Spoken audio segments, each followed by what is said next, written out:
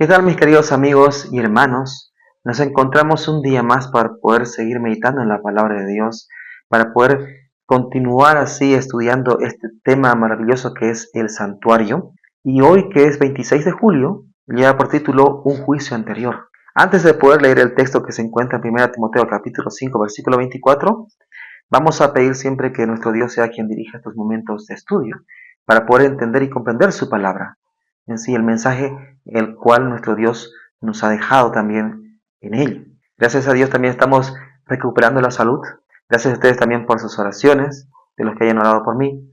También igualmente gracias a aquellos que comparten y comentan igualmente en las redes sociales estos mensajes. Yo les pido que lo sigan haciendo para que así podamos llegar a más personas, ¿sí? Y más puedan estar enterados acerca de lo que está haciendo Dios hoy en día.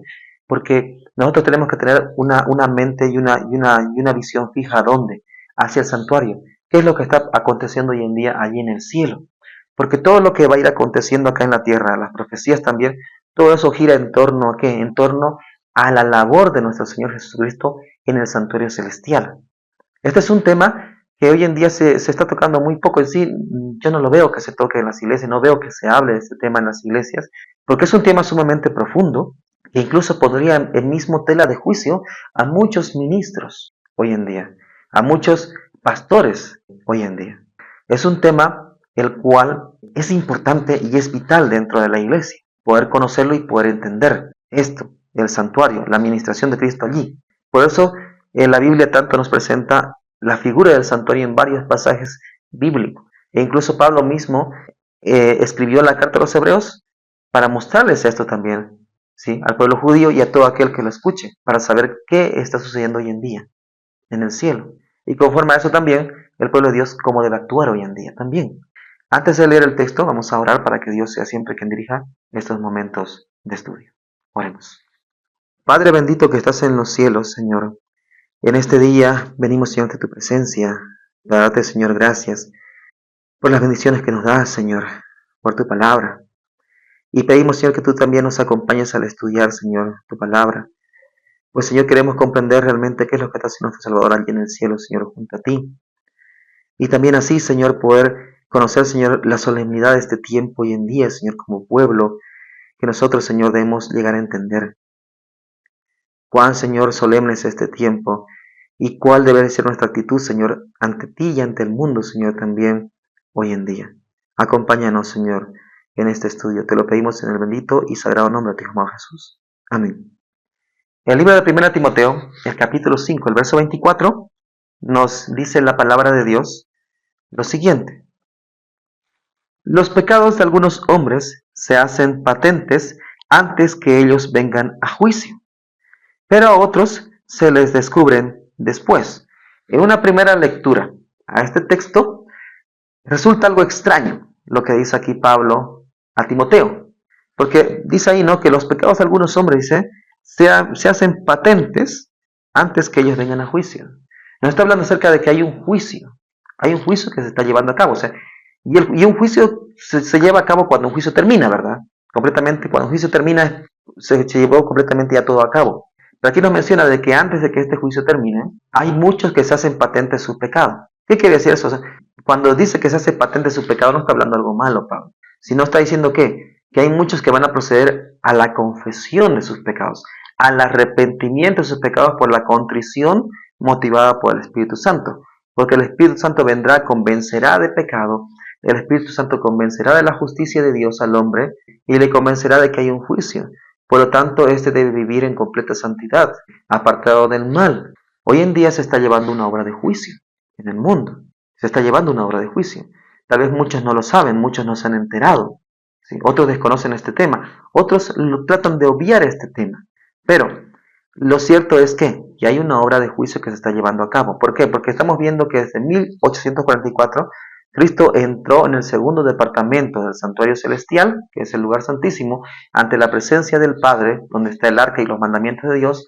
Al entrar allí, a este lugar santísimo, Él también nos invita a entrar a nosotros en total santidad, juntamente con Él. ¿Y para qué? Porque allí se está llevando una obra final, una obra final. Cuando esa obra termina, se define quiénes son los que van a vivir en el reino eterno y quiénes han quedado excluidos del reino eterno. En las últimas matinales que vamos a ir estudiando, vamos a ir viendo allí la razón del por qué queda esa división. ¿Sí? ¿Por qué queda esa división? Pero aquí vamos viendo que la obra del juicio y el acto de borrar los pecados se realizan antes del segundo advenimiento de Jesús. Se realizan mucho antes del segundo advenimiento de Jesús. Toda vez que los muertos han de ser juzgados según las cosas escritas en los libros, es imposible que los pecados de los hombres sean borrados antes del fin del juicio, en que sus vidas deben ser examinadas. Cuando el juicio investigador haya concluido, Cristo vendrá y su recompensa está con él, para dar a cada cual según sus obras. Entonces, cuando el juicio termina, Cristo recién viene después de eso. Y cuando viene Cristo, viene a dar a todos, a cada uno a pagar conforme a lo que hizo, a las decisiones que tomó y las acciones también que realizó, dependiendo de la convicción que ha tenido y de hacia dónde él ha deseado pertenecer. Ahora, para que algunos tal vez se pregunten, ¿no? ¿Pero dónde sacan esto? ¿No? La matinal, ¿de dónde dice eso? Bien, esto es muy claro. Voy a poner solamente un texto, porque hay bastantes textos que van a hablar acerca de este punto. Pero voy a poner un texto, incluso en el Antiguo Testamento también ya hay eso. ¿Sí? Y eso lo hemos mencionado en el libro de Malaquías y otros libros más, ¿verdad? Pero miren, Apocalipsis capítulo 22. ¿Qué nos dice? Versículo 11. Y esto es antes de que Cristo salga al lugar santísimo. Porque aquí habla acerca de la venida de Cristo. Dice, el que es injusto, sea injusto todavía. El que es impuro, sea impuro todavía. El que es justo, practique la justicia todavía. Y el que es santo, santifíquese más todavía. ¿Qué quiere decir esto? Aquí Cristo ya está terminando su obra. Estas son las últimas palabras antes de que Él salga del lugar santísimo, donde Él ya se define quiénes son los santos de Dios y quiénes son los injustos que han rechazado el gobierno de Dios y su reino. Ahí se define completamente eso. Una vez que Cristo define esto, dice la siguiente palabra: vengo pronto, y mi galardón conmigo para recompensar a cada uno según sea su obra. Entonces, Cristo viene para eso. Una vez que termina el juicio allí, una vez que se define quiénes son los santos de Dios y quiénes son los que han elegido estar en contra de Dios, entonces una vez que se define esto en el cielo, Cristo toma la decisión de venir, y eso es lo que nos dice claramente el texto que hemos leído en Apocalipsis capítulo 22, el versículo 12. Y viene a cada uno a pagar según sea su obra. Mateo capítulo 25, Mateo capítulo 24 y los evangelios, igualmente el Antiguo Testamento con Malaquías, Ezequiel, Jeremías, todo esto nos muestra que Cristo viene a pagar a cada uno según sus obras. Eclesiastés también capítulo 12 también nos dice. O sea, está prácticamente en toda la Biblia que está hablando acerca de que hay un juicio y que Cristo después de este juicio vendrá a pagar a cada uno conforme a sus obras. No hay, o sea, donde nosotros nos podamos perder en ese punto, si nosotros estudiamos la Biblia según el tema allí expuesto. Entonces, sabiendo esto, de que Dios viene a pagar a cada uno conforme a sus obras, que hay un juicio que se está llevando previo y que todos aquellos que confiesan sus pecados, al entrar en ese juicio, como ya han confesado sus pecados quedan perdonados y salen libres de la condenación, hay algo más que sucede juntamente con esto. En el servicio ritual simbólico del sumo sacerdote, hecha la propiciación por Israel, él salía, ¿sí? O sea, en el santuario que estaba acá en la tierra, en el desierto, el sumo sacerdote, después de haber hecho lo que es el ritual por la expiación de los pecados de todo y la propiciación para Israel, ¿verdad? En el acto de que mediante ese sacrificio, simbólicamente así se estaba pagando los pecados del pueblo, simbolizando a Cristo un día que él moriría. Entonces, una vez que terminaba esto, él salía del lugar santísimo y bendecía a toda la congregación. Y es lo mismo que Cristo hace, ¿verdad? Sale y bendice a toda la congregación. Igualmente dice, no, o sea, todos aquellos que son santos siguen siendo santos, y están limpios, están puros. Y aquellos que fueron injustos, son injustos. Y ahí termina todo eso. Y entonces sí, también Cristo va a salir de allí, del lugar santísimo, después de terminar su obra de mediación. Él va a aparecer aquí en el mundo, sin relación con el pecado, para la salvación de todos sus hijos y para bendecir con el don de la vida eterna a su pueblo que le espera. Y eso, si ustedes van a 1 Corintios capítulo 15, nos dice prácticamente eso. Cristo no viene aquí para resolver el problema del pecado en su segunda venida. No, el problema del pecado se resuelve previamente ahora. Hoy en día Dios está dando todas las herramientas para que el ser humano, o sea, toda la bendición del cielo para que el ser humano, sí, toda la ayuda del cielo para que el ser humano venza. Todo eso está dándolo Dios hoy. Cuando Él viene, Él no viene a resolver el problema del pecado. Él viene a darle la vida eterna a los que han elegido su reino, a los que han perseverado, a los que han guardado sus mandamientos y han tenido su fe. A eso viene. ¿Y qué? Y luego procede luego con los demás. Así como el sacerdote, al quitar los pecados del santuario, los confesaba sobre la cabeza del macho cabrío emisario, así también Cristo colocará todos los pecados sobre Satanás. Cuando sucede esto, capítulo 20 del libro de Apocalipsis, cuando Cristo viene, ¿qué pasa? Miren, porque el capítulo 20 nos habla acerca de eso, ¿verdad? Apocalipsis es un libro, digamos, que a veces muestra una parte aquí, otra parte acá. Entonces hay que saber estudiarlo también. Por eso los libros de profecía. Y el capítulo 20, ¿qué nos dice aquí? Y Satanás queda encadenado aquí en la tierra, esperando ¿qué? A que se ejecute la parte final, que es la destrucción del pecado, juntamente con la raíz del pecado.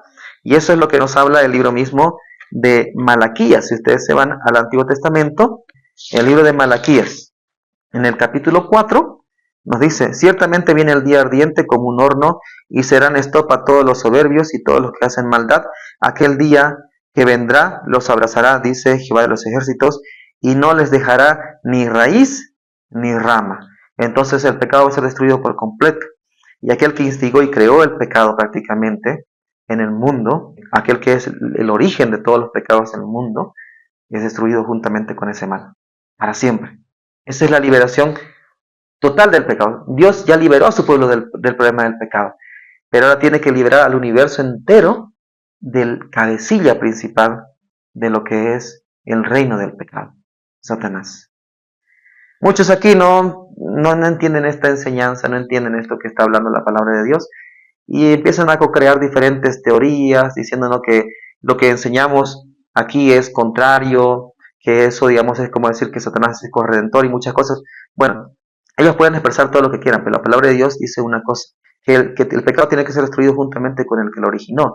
Entonces, todos los pecados que hoy en día se cometen y los que han sido confesados, que se han cometido, caen sobre quién, caen sobre aquel que los originó y son destruidos con aquel que los originó. Por eso dice ni raíz ni rama, o sea, es destruido completamente con toda la raíz y el árbol del problema del pecado, que es Satanás. Queda destruido completamente allí.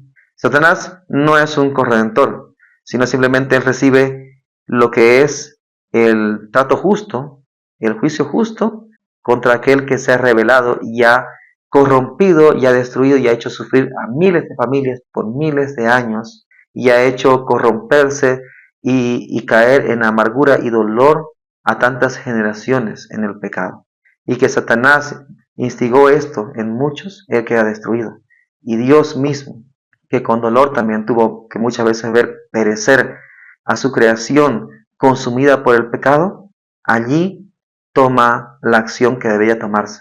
El hacer que aquel que hizo cometer estos pecados reciba lo que se merece. Para así hacer justicia contra todos aquellos también que un día sufrieron por esos pecados. Entonces, de esta manera, Satanás carga con toda esa responsabilidad porque él es el causante de los pecados. Y de esa manera él queda aquí confinado durante 1000 años. Ese es el capítulo 20 que nos muestra, ¿verdad? Porque dice que Satanás es atado por 1000 años aquí en la tierra.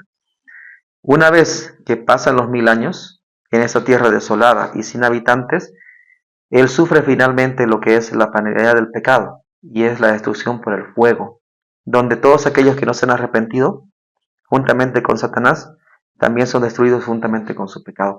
Por eso la palabra de Dios nos dice que no queda ni raíz ni rama queda. Entonces, solamente unos pocos, poquísimos, del inmenso número que puebla hoy en día la tierra, serán salvos para la vida eterna. Dios mismo sabe bien que no todos van a aceptar esta verdad. De alguna forma van a tratar de salirse de este punto. Y como dije, hay muchos hoy en día que dicen, no, pero eso es así, no, ¿cómo van a decir eso? Que es un corrector. Esa es una forma del enemigo de confundir la mente de otros y como que digamos que vean que esto está mal. Si siguen ese camino, el único fin que van a tener simplemente es que su propia destrucción. Por eso aquí nos dice que al final es poco lo que se va a salvar de toda la raza humana.